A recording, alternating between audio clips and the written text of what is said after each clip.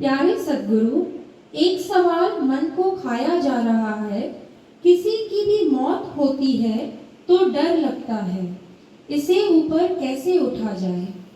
इससे ऊपर उठने की जरूरत ही नहीं है। आप मेरी 2 लाइनों को ध्यान से सुनेंगे तो आप जरूर समझेंगे इन सबको।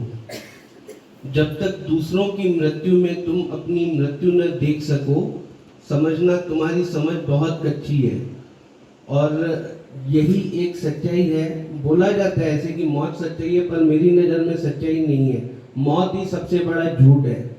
कभी भी वो परमात्मा खत्म नहीं होता है। शरीर जरूर खत्म हो जाता है, पर परमात्मा खत्म नहीं होता है। वो अपना स्थान बदलते हैं और एक योनि में से दूसरी योनि में जाते हैं। ऐसा कुछ भी नहीं है और डरने की बिल्कुल भी जरूरत नहीं है।